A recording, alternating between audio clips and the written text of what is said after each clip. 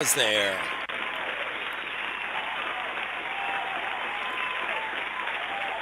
Maybe not. There we go. Wow, long applause today. Early intro, long applause. It's 2 p.m., it's Thursday. I'm Fred McMurray, which means this must be.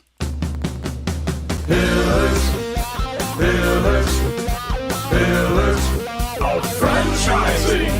Pillars, pillars, pillars of franchising.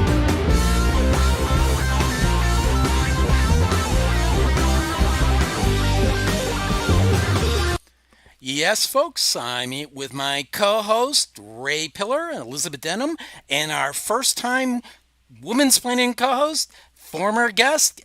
She's been elevated. Andrea Mundie. How we doing, folks? Great. Great. How are you, Fred? Great. I Okay. am in the There we coach, go. Bring it. and I'm sitting in Petoskey, Michigan, enjoying the wonderful weather here.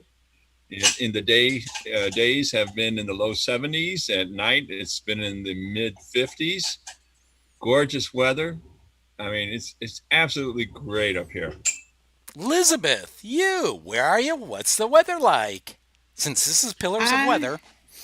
Yeah, Pillars weather. I am in Spanish Fort, Alabama, where it is a sunny, beautiful 81 degrees, which we are very thankful for since we had the hurricane last week and are still digging out of wet and mud. Ooh, one of my favorites. Andrea, Yeah. where are you? What's the weather like? I'm in Vancouver, Canada, and it's 16 degrees Celsius. We're in a different system, but I think that's about 65. So a little cloudy, a little rainy. Very We're Vancouver. back international, and here with little old me, it's hotter than I'm sweating like a pig. It all of a sudden got warm. It's in the 80s. However, this morning, as I went on my Diet Coke run, I saw whale spouts. And then, as I was sitting there watching them, contemplating life, the universe, and everything, I saw a whale breach. And that I always loved Ooh. that. Ooh, very cool. Tried to get video, but That's a didn't treat. work. It is. So, our guest today, Ray, do you want to introduce our guest? I'd love to. We have two guests today. So our first guest is Rita Cornett and Ali Schaefer. And they have well, you know what? I'm going to let you tell it because I think you can do a better job than I can. So why don't we start with maybe Rita? Can you tell us what is your franchise? No, you can't do that. You can't do Oh, I that. can't. All right. First, tell us about where you are and what your weather's like. Thank you. I am in beautiful St. Charles, Missouri, first capital of Missouri. It is 77 degrees out. My house has wraparound porches, and we spend a lot of time looking at the lake from Oh, those wow. porches. Excellent. And I can tell about my weather too. I live 2 blocks from Rita in St. Charles, Missouri. And we are in a park. So we have beautiful trees and they're starting to turn yellow now. So I can't see any water. And in Missouri, I have no whale spouts at all. But I can see the trees turning. So I love that. Now, Ray, you can ask what you're, or we can let Elizabeth ask it. Rita and Ali are mother and daughter, and they have a franchise. And you want to tell us about it, Rita? Actually, I'm going to let Allie because I consider myself the backup singer, and Oh, okay. Allie's the star, and I'm more the desk person, and she is more of the idea person. So, Allie? Well, I think what she means is I have ideas and she knows all of the things. So I have to go to her to get actual information. We have a travel agency franchise, and we weren't necessarily looking for a franchise opportunity when it came along, but travel's been our passion, and we saw this opportunity and wanted to jump in. So yeah, that's what we do. We're travel agents. Wow. Let's let our newbie co-host take the next question. All right. Well, I am so curious about how you've had to pivot your business during the sort of time of COVID with travel restrictions and, international travel being difficult. I'm sure that a lot more domestic travel has been a part of what you've been doing, but how have you guys been able to shift your focus and continue to grow your business? And how has it been? I'll take that one. As the paperwork person, we would book travel. We just began in May of 2019, and we spent all of 2019 building our business. And we were on track to be all stars in our business. And then 2020 happened, and everything that I had learned, I got to do in reverse. And they cancel the hotels, cancel the cruises, cancel and learn the back office of all of the cruise lines. How do you get that done and do all that? And in that, we made our clients solidly behind us now. They wouldn't consider doing anything without us. I had a client call me today, and he just wanted me to know that they're going to go down to Mexico for a few days in October, but he just felt like I need to know all the travel that they are doing. I didn't book their travel in October, but he just wanted me to know that they were going to be out of the country doing something. You clearly have built a relationship with that guy. We have, and he's the one that has had to be canceled twice. And I built him a bespoke adventure. He's never been to Germany. And so I've given him a road trips going before the cruise and after the cruise so that they know all about Germany. They didn't know anything about it. I would tell them, here's where you need to go. This is what you need to do. Get the rental car. I had the maps, everything. And then we had to cancel it. And then I got to do it all over again. And then we had to cancel it. But these cruise lines are being so good to give you more than what you paid. They paid so much that the cruise line is now paying for their pre-cruise and post-cruise excursions. So I didn't have to do anything on the third time. Just let them go. They won't get to do the real fun things that I had, but that's another trip.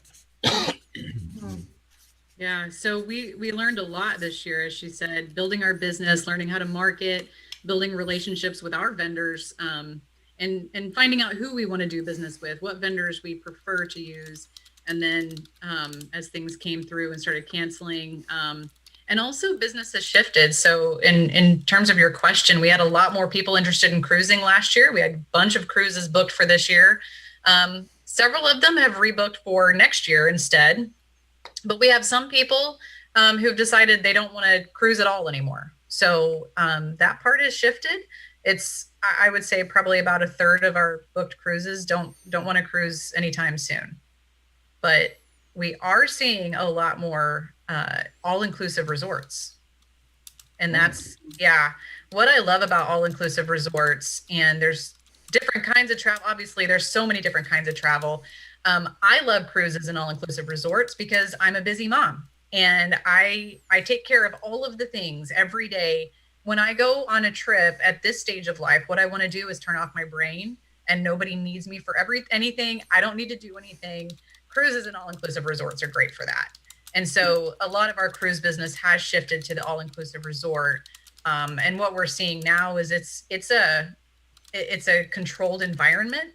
And so a lot more of our clients feel safe booking an all-inclusive resort because they know they can show up. It's secluded. There's not a whole lot of people coming and going. They stay on property. They are safe with the protocols that are there. All the foods is prepared there. So it's a good bubble. So you leave your home bubble, you go to the all-inclusive resort bubble, and you can still get your travel in, your luxury experience in, and not really leave the world of a secluded, safe environment. So in terms of that, what kind of, have you been able to do some creative packages? I know, and speaking to what you just said, my sister and my brother met in Tennessee at just like a lakeside cabin where they were not near anybody else. It was isolated. They were on a lake. They had everything they needed kind of right there. So they did the whole home bubble to travel bubble thing. So I wanted to know, are you seeing a lot more of that? Have you been able to come up with some creative options for things like that? Are you seeing people take advantage of those things? I mean, I haven't gone anywhere, I don't think, since this whole thing started, but I know a lot of people are starting to venture out to places. And are you keeping up with the numbers in different destinations so that you can recommend maybe safer spots for people? Absolutely. I had someone that canceled Florida and wanted Virginia Beach. And believe me, or another place in Florida, I knew every county stats in Florida. And then he chose Virginia Beach, got in, had a beach vacation, and got back. The problem with booking like on lakes and things is our vendors were really slow to get started on giving us those options. They are well in now. We've got villas, Airbnb, all kinds of things that we can do now. But at the beginning of this, I think everybody was scrambling to find ways to satisfy people that wanted to stay local. Yeah, because Elizabeth, we have seen that. So many people who had vacations this year going somewhere more exotic, somewhere a little further away, definitely decided to stay close to home and drive somewhere so they didn't have to fly. And do again the home bubble, maybe an Airbnb where you cook all your own food, so you're not going out to eat, and just be somewhere nice, quiet, peaceful, fun. Yeah, just getting out of the house sometimes is all you need. Yeah, just different. Yeah, I did a presentation this week on the health and mental benefits of traveling, and change of scenery is definitely it's one of the health benefits or the mental benefits of travel. Yeah, I believe it now that we've been so limited. I think we're all getting sick of our own four walls at times, aren't we? Right, and the backyard just isn't enough most days. Especially if you're stuck in it with all your kids that you're not used to having around during the school year, right? Yes, absolutely. I'm thankful for bicycles. Well, I vouch for that. I have 4 kids, and I have to say the change of scenery is so important, especially when you're spending so much time at home. I have a question though. Something I've been thinking a lot about is just how during times of, challenge, there's always opportunity. And I would guess that when I think about my experience with having to cancel flights and being on hold for hours and not really knowing how, I booked through a Visa card at one point, and, I can't remember where I booked my hotel. So there's got to be a huge advantage to having gone through a travel agent. And are you seeing more people now find that they're coming to you because they've had so many challenges, having tried to navigate this process on their own? Is there an opportunity within your business to really start to almost gain more customers again? Because I would guess that before COVID hit, there were probably some challenges in finding customers when people thought maybe they could do some of this on their own. So just curious if that's been something you've observed. I think that's one of our biggest opportunities because we've and I know Mom has spent a lot of time on this, but our customers, our clients can either pick up the phone and call us or send us a text message or a Facebook message or an email. We get all different variety of messages and just say, hey, I need to move my trip. Here are my new dates, or I need to cancel. Send me the paperwork that it's done. And so we're the ones on hold. We're the ones who are getting all that work done for them. And I mean, it's just the easiest thing in the world for them. It's still a pain. It's still a hassle, but so much less than if they had booked it. And to your point, they don't know it. Did they go through their credit card? Did they go on hotels.com? And how do you even process all that? Right. One of my clients called today and asked if I knew his TSA number because he just thought I was the repository of everything, and I didn't have his TSA number, but he's going to find it and call me so that I will have his number. And so when a client depends on you like that, and I just sent some emails out today saying this cruise line's having some sales coming up, you might want to look at it. Out of all of our bookings that we've had, only 3 of our clients have not rebooked. Only 3. And that's pretty amazing. Mhm. Yeah. Well, and I think it speaks to the relationships. Those 2 stories, Rita, that you just talked about, I think really speak to your all's ability to build relationships with your customers, because if he is going to trust you with his TSA number and you're going to be the go-to, I think that probably during this time where things were different, you spent a little more time fostering that kind of trust. So I think that's a nice thing to hear that they're doing that. It was a hard one. He wasn't initially on board, and he would call the cruise line and talk directly. And then he would call me and say, we need to talk. And I'm like, oh no. So I would call the cruise line and say, what was he talking about? Because I wanted to be prepared before he hit me with whatever it was that came up. But we have shifted that now to where he trusts me. So, but it was a hard one. Yeah, I think we've walked through fire with all of our people this year, so we're best friends. Yeah. I was wondering if we can learn a little bit about your business. What is the name of the agency? And, tell us a little bit more about that. It's a Cruise Planners franchise, and Cruise Planners is a pretty specific name, but we're a full service travel agency. I did research obviously before we joined up with the franchise, and I loved the support that this platform had for us. The back office support, the marketing help, the trainings that they have, a whole repository of trainings that we can click on and learn about all different things. They have live web events all through the week. Vendors come on and talk, the relationships they've built with vendors for us. So I feel like we've really hit the jackpot on the support system that we have to run our business. She approached me, and, I'm old and I don't need a job. But she approached me and she said, Mom, I've got a great idea. Let's go into business together, and it's planning cruises. And I said, I don't cruise. It's not my thing.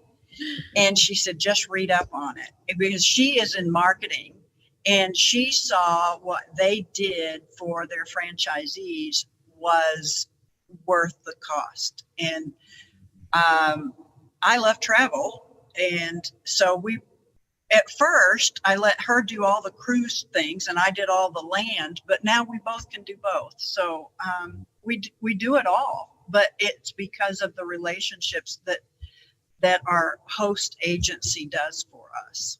Right. Yeah. That is so important. And if people don't realize that when you get involved with a franchise, the help that you get is tremendous, especially if you're not that well versed in whatever business you're getting into. And a lot of people aren't. Like you say, you weren't in travel before, so you don't have the connections that a franchise can provide you. That's so important. It is. And it's really the only way that it makes it possible, because as a business owner, you wear so many hats, like a million hats, like you guys are wearing hats. And not everybody can do the actual business, plus the advertising and the marketing and the customer relations and the accounting. You can't be an expert in everything all at the same time. So it's great having a business partner, and then having a team that sets you up so that I don't have to reinvent the wheel. I just take the wheel that they've given me, put our brand on it and our spin on it, our personality to it. And then I work at building the relationships with our clients. I work at making myself an expert on the destinations that we want to sell the most. And that's where we can spend our time, because that part's already done for us. And that's absolutely. Let me take a minute. We need to take a commercial break. And then when we come back, I'd like to hear more about what it's like to work mother and daughter in the relationship in the business like that. So we're going to take a quick break and we'll be right back. All right. Thanks, Elizabeth. First, want to give a shout out to everybody that's listening and watching. Thanks for all the chat coming at it. It's been fun chatting with everybody. Remind listeners and watchers they can call in at 324 323-580-5755. That's 323-580-5755. And our technical producer, Heidi, will take your questions and get them on the air. You can also chat at pillarsoffranchising.com. Keep the chats coming in. We want to give a shout out to FeedSpot for listing us in the top 20 franchise podcasts you must follow in 2020. And Ray, what number were we? Number one. Wow. Also, final note, we finally, after 2.5 years of waiting on me to get my tail in gear, we finally launched our Pillars of Franchising Facebook page. So please find it and like it. Yeah. And now a word from a sponsor. Hey, franchise owners. How's your local marketing? Do you feel like you could use some help keeping up with your social media posts and comments and reviews? Do you wonder if you could be doing more to attract local customers? Are you able to identify new move-ins to your local area? At Westvyne, we help franchisees like you reach more local customers through digital marketing. With daily monitoring, creative content, and ad placement, and customer data intelligence, we'll get your business in front of the people who want your products or services. We also work with franchisors who need an agency to handle the digital marketing for all of their locations. If you're ready to reach more local customers, give us a call at 805-265-5440 or visit us at westvyne.com. That's 805-265-5440 or Westvyne with a Y.com. And we're back. Elizabeth, I think you had a follow-up question. Well, I always think it's interesting when family works together, and a lot of people handle it in a lot of different ways with the different strategy. So I wanted to know what made the two of you want to work together, first of all, and then how does that work between business and family? Drawing those lines. I don't know. All the lines are blurred. Yeah. The lines are blurred. They are. We've always wanted to work together. And I think, I love business. I've always had an entrepreneur spirit. I think Mom has too. And we've always wanted to have a business. I just never could come up with a storefront that I felt like I could be an expert in. And then when this opportunity came along, I was like, we know travel. We love travel. It's a passion of ours. I think this is something we can do.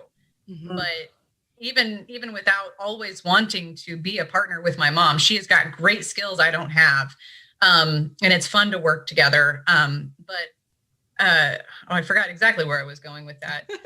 But I knew this was a great opportunity for us because this is our passion and we have fun together. We do have fun. We laugh together and we each have different strengths.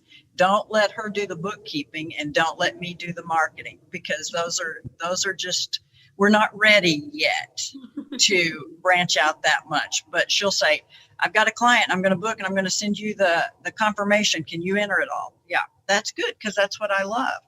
Mm-hmm. So she likes getting out and talking to people and I like just sitting at my desk and doing the paperwork. Well, you have complementary skill sets, it seems. Right. And I've interviewed a couple of teams, husband and wife or mother-daughter, parent-child teams. And staying in your lane is always something that you hear when people have complementary skills like that. So I think when you can do that, you avoid a lot of conflict also. Mm-hmm. Right. Yeah. Mm-hmm. And I think we have a really fun synergy together. She says I'm the idea person, but she's got big ideas and lots of great ideas. And we bounce off each other all day, coming up with any new direction that we want to go, any big ideas. And together, when we have that synergy, we come up with what the perfect plan is for the next step or the next whatever it is we're looking at. And either one of us on our own couldn't do it. And I think that's what I was going to say a minute ago. I would never have started this business if she wasn't going to be part of it. Because I know that I need her skills. And I just wanted to have the opportunity to do something fun with her because we love doing that. I live 2 blocks away, so we hang out fairly frequently. We do. And texts are always flying back and forth. But one thing that she wanted to do as the marketer was for us to make our own videos. So that got me out of my comfort zone. And so we make videos, and we have outtakes even on our website that are pretty funny. What do we call those videos? Wise ladies of TravelWise cruise planners. Yeah. And so she has her sons also make videos, and those are the wise guys of TravelWise cruise planners. And they're pretty funny, and they get our name out there, that we're not all buttoned up. I mean, I tend to be more buttoned up, but she gets me out of my comfort zone. I don't believe that for a second. You don't? No, I don't. I wanted to touch on something that Ray brought up, because I'm a franchisor, and I know that like you're just trying really hard to try. You know, I have my own stores as well, so I'm both. But you know, I think there's just being a part of a franchise system during a pandemic has, you know, so many advantages. You know, trying to navigate on your own is tough, and the collective benefit of a system and other people either being able to lean on other franchisees, which in our system, you know, they've really done, you know, just really done that and brought themselves much closer together, which is great. But also, I think all of us have had to kind of lean in more. So I'm curious if you have sort of thought about, if you were not in a franchise system, you know, would it have been just a lot more difficult to be where you are right now? And have you had a lot of help from the franchisor in terms of navigating this pandemic? Because I'm sure just even keeping up with, you know, travel restrictions has got to be a full-time job in and of itself. There is no way we could have done it without the franchise system. I don't think there are very few mom and pop travel agencies anymore. We're also associated with American Express, so we can book, and we can even book using your points. I mean, we've got these relationships that we can take advantage of because of our franchisor. But I cannot imagine calling the Four Seasons and saying, you know what, I'm a travel agent, and it's just me and my daughter trying to do this, and we'd like to book my clients. What can you give them? I just can't imagine that we're going to get anything like that. But if I call and say, we're with this host agency, then they're like, great, we get better rates. Yeah. I mean, the list of benefits, I don't even know that I could off the cuff think of all of them in the moment, because there's so many. Not just, as you mentioned, everyone leaning in together, because it's kind of lonely to run your own business. You don't have a lot of people next to you. It's a lot of people under you are doing different things. And when you have all of these other franchise owners all across the country, you understand what each other is going through. You understand the struggles. You can commiserate together. You can lift each other up and encourage each other. And then ask for help. I mean, there have been a few times I had to reach out and say, I'm looking for a resort in a certain area. I'm not familiar with this area. What's the best place? Here are what my clients are looking for. And I've got a whole team of people who knows that area, who can direct me so that before I become an expert in that area, I already have a leg up. That's been hugely helpful, just all of those things. So between the franchisor themselves and all of that they have done, and they've pivoted their business so that we have tools we didn't have before. As Mom mentioned, we have a partnership with VRBO now that we didn't have before. They are doing really cool virtual vacation webinars. And if anybody wants to sign up for that, I can put you on the email list. But virtual vacations for everyone stuck at home right now. How fun is that? I couldn't put that together on my own. So between them and the network of other franchise owners has made this not just doable during the pandemic, but I think we've really been able to thrive.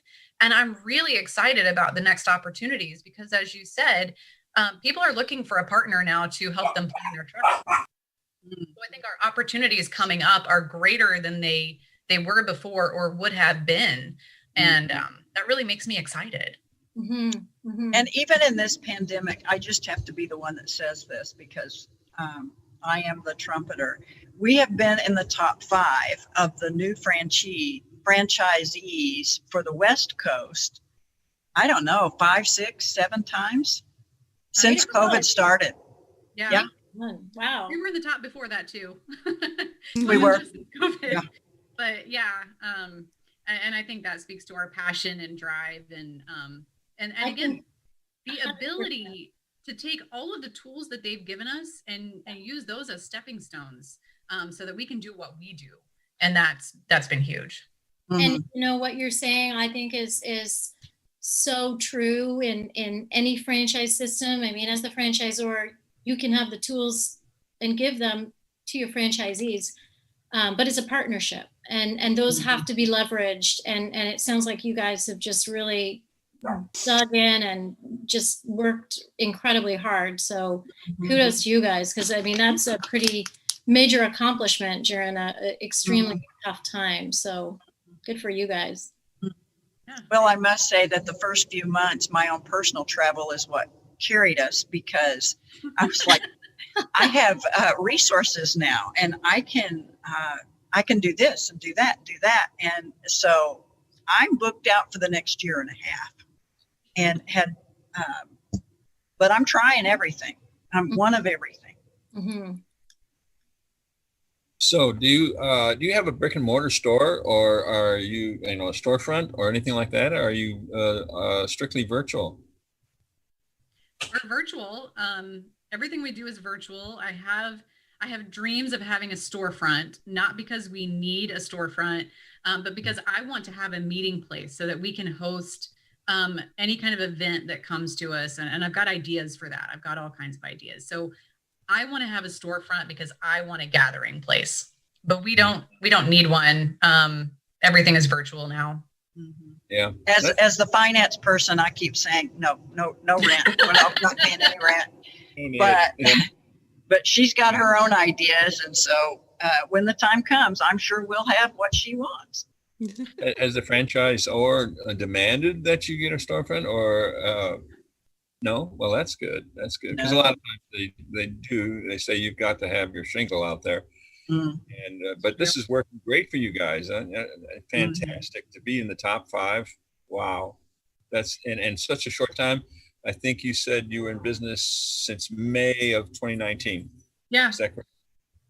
That is really good. I mean, you must be doing something right.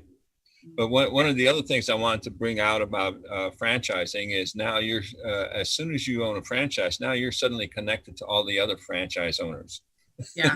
And if you can't get the franchisor on the line, well, I'm sure you can get the guy who's got the territory, down the street or the next day and get advice. And that's one of the great things about owning a franchise.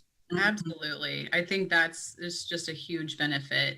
And I would be hard pressed to say which is more valuable, the franchisor who gives us the platform and all the resources, or the network of support we have from our fellow franchisees. Both work together, and they're both super important. And like I said, that kind of base support gives us the opportunity to do what we do. Because when you're running a business by yourself, and I don't want to discount the partnership. I know there are a lot of franchisees out there who don't have a partnership, or they do have a partnership that is a little more stressful. But I think the synergy that we bring really helps us to move forward more quickly than we would be able to on our own. Yeah. And, speaking of health benefits, I think one really great benefit for me through this pandemic is, after we canceled all the things, because that wasn't really fun, but you really get a health benefit. Anyone who's ever planned a vacation knows that researching vacations and then having one on the books and having that on the calendar in the future to look forward to is a huge mental boost. And I get to spend time researching destinations and actually booking trips. So I think I get a natural high from all of that, and I don't have to actually spend the money and do the travel. I get that benefit also. So I think that's been a huge benefit through all the COVID, is that I'm getting that kind of that travel bug taken care of a little bit by doing it for other people. Well, and I think that's so critical, because that's how I get through the crap of my life. Even if it's just going to get my toenails done or going on a big trip, if I have something to look forward to, it makes all the difference in the world. You're like, I just got to get to this, even if it's a bad day.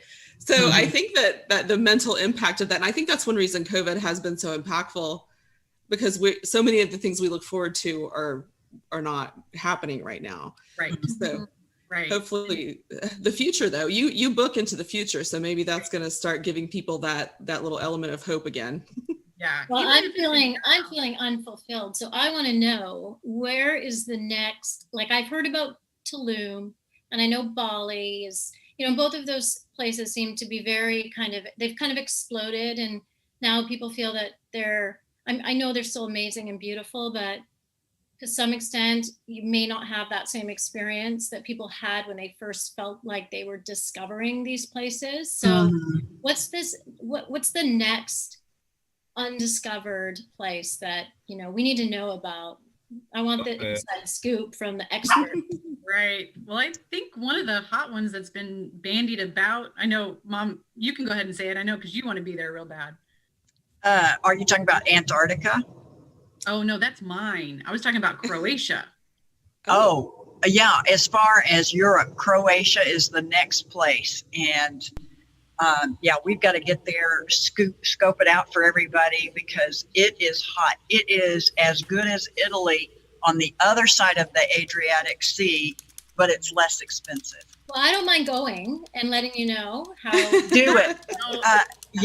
There's a chance we could go and learn all about it in the first week of December. And I have just really toyed around. Should I do it? Should I not? Should I do it? Should I not? But Antarctica is on everybody's bucket list. And since we can't do anything, the bucket lists are getting emergency status now. And so everybody is booking things we would not have booked before. And the Netflix, I must say, the Netflix and Amazon Prime is killing us, because I didn't even want to go to India.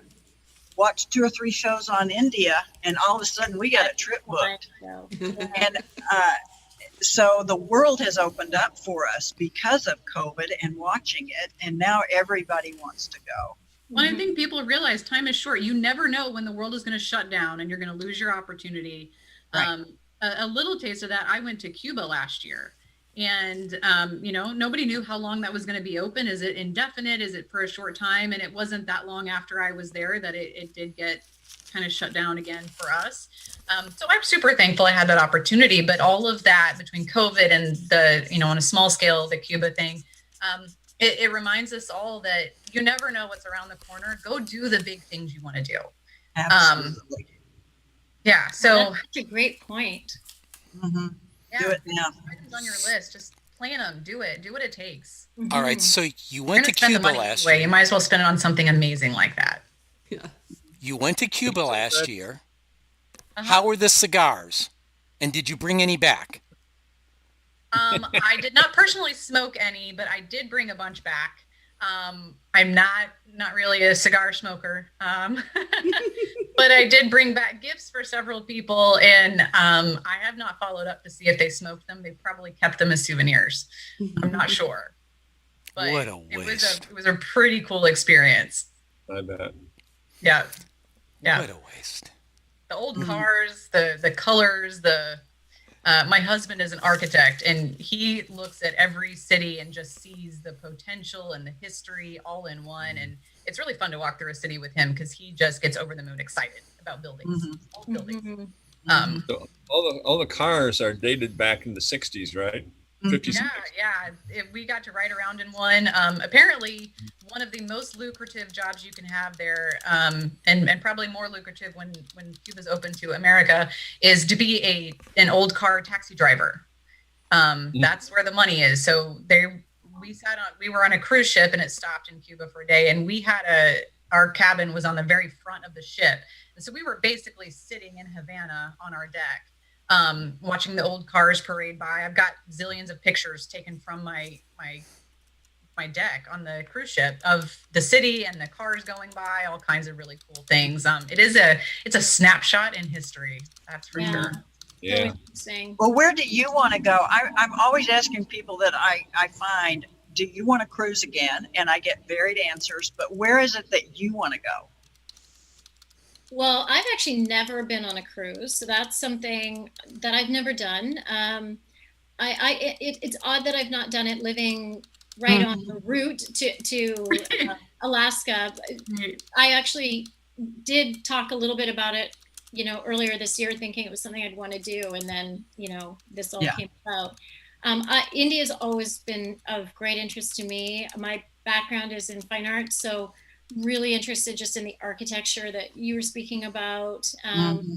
Yeah, really interested. And northern India, really just Absolutely. there's a lot there. Great skiing actually as well up there. So yeah, I'm really curious about India. I've just not really spent any time over there at all. So curious about that. That's kind of been very intriguing for me for a long time. I can't wait to go. We've What hired about a personal guide, and we're also going to spend some time in the tiger sanctuary. So, I mean, I can't Wow. wait. Wow. That sounds really exciting. I can't wait. So what would you say is the best, most favorite place you've ever been that you would recommend to someone who's got a one shot to go somewhere amazing? Oh, I love that question. Oh, wow. I don't know. Mom and I might talk all over each other here. We will. I get asked that question a lot, and almost always I say Africa. Oh, I love the wildness, and an African safari to me is just the epitome of wildness. I love it. I can remember sitting out on a little camp desk at our tent, which was on the Masai Mara, and I was writing in a journal, and I could hear the animals in the background, and little monkeys were landing on top of the tent, scurrying around. I mean, that was just a magical time for me. So I really like Africa. Wow. what about And- you, Ali? I have so many places. Alaska's on my list to do again. I've done it once. I feel like it must be done again, and probably again, because the majesty of that place is just unmatched. And Andrea, living in Vancouver, you probably get to experience that. On the other side of the world, though, I studied in Greece for a semester in college, and that was much longer ago now than I care to admit. But the history, the ancient history, to just immerse yourself like that. I'm typically a nature girl. I love the animals and the landscapes, and that's those are most of my bucket list is that. But I've got to say that the living with the history and that ancient history in Greece, and we spent some time in Turkey and the Mediterranean on the islands, and we did a Nile River cruise during that time too. Maybe one of the highlights of my life. So those travels, I think that part of the world just must be seen, just to appreciate human history. Yeah, that's the one I would pick. I have not been to Greece, and I would love to go. Yes. I would love to tell you all the places to hit while you're there. Meteora, if you've never heard of Meteora, one of another most magical experience in Greece. Really. Well, I'll have to hit you up after I get all my kids out of college. I have 3 in college right now. Oh, wow. So, but as soon as that's done, I am planning a trip. Awesome. We can get it settled for you. And so many cool things. So Andrea, you mentioned maybe being interested in a cruise. Most people have an idea of a cruise. We can do cruises if you've seen those like sailing ships that are more like big sailing yachts, where there's only like 150 passengers. So those cruises, and then all the way up to a huge cruise ship that has 5,000 passengers and lots of entertainment. And that's usually what people think of. But the sliding scale is everything in between that. So that's so interesting. Yeah. I've always sort of felt like, you'd feel, I mean, I know that I'm, not a spring chicken at all anymore, but I still feel like I'd be hanging out with like, my parents on the cruise. And I would appreciate that now at the stage of my life. But, when I was younger, that was my stigma, the way that I thought about it. But, and then, after having kids, I had this vision. I have 3 boys and a girl. And, I just imagined that there was no way that one of them was not going to find a way to like fly off the side of it at some point in time. Right. First time I took my son, believe me, I was all over him. Yeah. But having been on cruises before, I knew that they keep the railings pretty high. It's kind of tough to throw yourself over. You have to really work at it. Yeah. Okay, That's Fred, my youngest son. Yeah, but Fred, you ready to go for a commercial? And then I'd like to come back and ask some more questions about the franchise itself.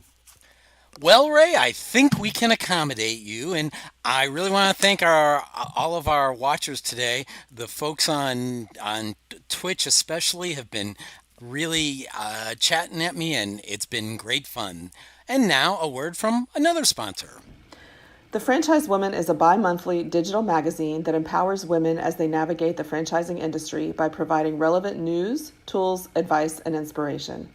We are a resource for women who are seeking to own their own businesses, improve their existing businesses, find creative solutions, and take advantage of franchise opportunities. We feature women in the business who best exemplify our ideals and have something to teach our readers. In addition to our exclusive articles relating to the female entrepreneur, we also feature brands that are geared for women. Women have become the fastest growing sector in business ownership and have become a powerful, influenceable force fueling the economy. The Franchise Woman will give you the news that is relevant to you to help you navigate the path of successful franchise ownership. By women, for women, and about women. We are the Franchise Woman. Join us today at www.thefranchisewoman.com. And I hope we're back. Yeah, we're back. So, Ray, take it away. Okay, Right. I think we've got a lot of people interested in the travel industry. What did it cost you to get involved with this franchise? So we got to split it, which was super nice, but I think it was 10 or 11,000. Something like that. Yeah. And then there are monthly fees for the upkeep of website, and I don't do the books, so maybe I should stop talking. Yeah. We got in on a military discount because Ali's husband was military. And so we got a little bit of a discount up front. And then there is a $60 a month fee, and that's access fee to all the web and all the stuff that they have, which the host company has halved that during COVID to give us all a break. And then there is a once a year E&O insurance fee, errors and omissions. We have not had to file a claim on that, but boy, am I glad we have it, because you don't want to mess with somebody's travel. Yeah. And then there is a yearly fee of like $150, something like that you pay. So it is not exorbitant. They do take a very small percentage of any commission that we make, and that pays for all the infrastructure. But after you get to a certain level and you have paid for your portion of the infrastructure, they start giving it back. And we have not reached that level yet, but when we do, we'll start getting a check of profits back to support our business as well. And So you do make a commission from the various cruise lines and Yes. airlines and things like that, and that's how you get your money. I wouldn't say airlines. We don't really like to deal with airfare unless it's part of a package, because they don't pay. But we get anything from 8 to 16%, depending on what it is. yeah, it's just all over the board, just depending on, and we get paid by vendors, not by the customers. So the clients can use our services, and they'll pay the same generally with going directly for the vendor versus going through us, because the vendor uses us as marketing. They know that we're going to any resorts that we like working with, that we know are great experiences, we'll keep sending people back to. So it's really great to have that safety net. So it's not like you can go direct and save a ton of money. You might be able to go to hotels.com and get whatever leftover rooms or whatever, but generally you won't pay more using a service. You don't pay for our service. and the vendors use that as just part of their marketing. Wow. That's Yeah, so everybody wins. yeah. What did Well, you and do y'all do? I'm sorry, Andrea. Go ahead. No, I was just curious. I know you guys were really interested in travel prior to this, but what were you working in the industry prior to this, or was this just a passion that you found an opportunity to move forward with? Because that's what I love about franchising, is that, my franchisees are now able to be in an industry that they're super passionate about, but maybe didn't have the experience in the industry. And so I'm just curious what you were doing before, and if that's your same sort of path. Well, I used to do travel planning before there was an internet, and I really do not know how I did it, but I probably just bought all the Fodor's books and just read everything there was to read. But I can remember planning a trip for my parents 20 years ago, and I made a book for them on what they would be seeing, including the route to take through the National Gallery in London, so that they could hit only the portraits they would be interested in, because they weren't interested in that much. Anyway, I went into that kind of detail 20 years ago on our personal vacations. I did that same thing. And I would make a book. We went to Kyoto a couple of years ago, and I made walking maps of where we would go each day.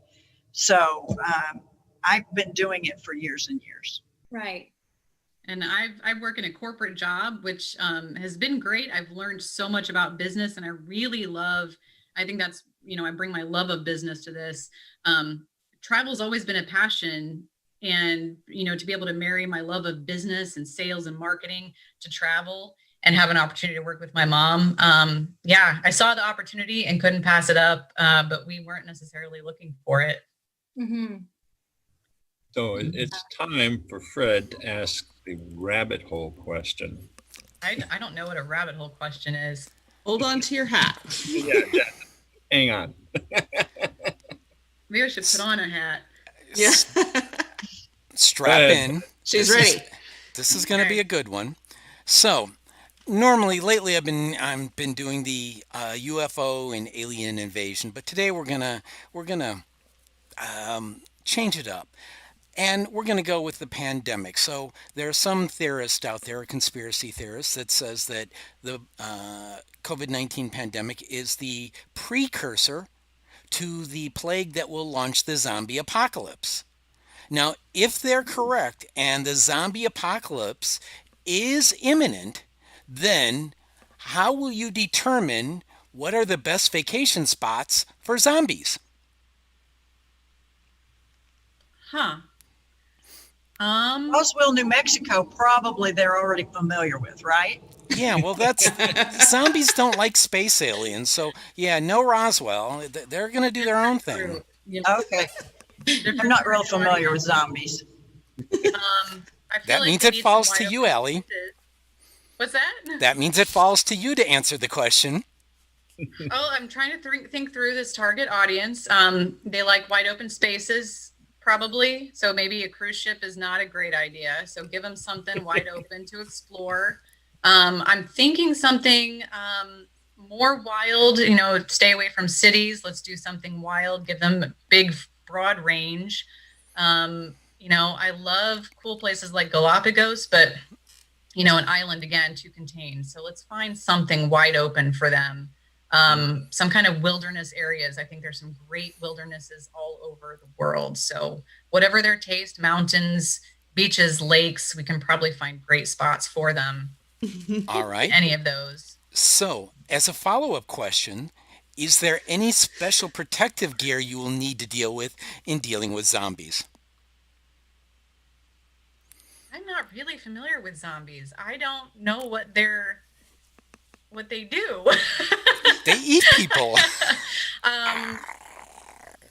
They eat people, yeah. So protective gear, I don't know. My first thought is like some kind of spray that makes you not smell human so that people can't find you.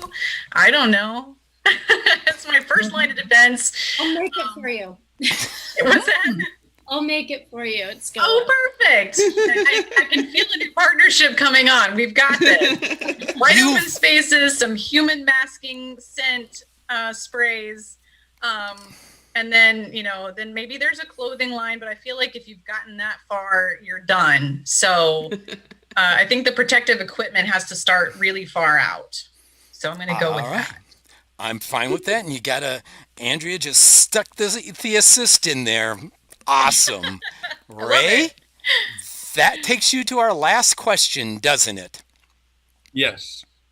So the final question is, if someone is interested in booking a trip, or maybe a little bit interested in the franchise that you all have, how is the best way to get a hold of you? Oh, wonderful. We have a website, we have email, and we have phone numbers.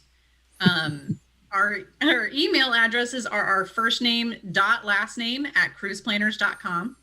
So rita.cornett@cruiseplanners.com or ali.schaefer. And then on our website, I think there are links to those. You can send us an email through the website, TravelWiseCruisePlanners.com. And then should I give my phone number too? Is that what we're looking for here too? You can do If whatever you you want want. people to call you, go ahead. Yeah. All right. So mom's number. She's giving my number. Under the bus she goes. And that's okay. We made that deal early on, is I would take the phone calls. 314-413-9616. So I'm happy to take calls too, but I am not as available to take them as mom is. Mm-hmm. And half the time when I answer them, say, Allie? Oh, this is Allie's mom, but I'll give you her direct line. all the information will be on our webpage. So if anybody's interested in that, and they can just go to our webpage, villageoffranchising.com, and they'll be able to see it. Oh, good. Thank you, Ray. And like us on Facebook, right, Ray? Right. Right. We'll be back next week with another weird, engaging, and entertaining Pillars of franchising. Pillars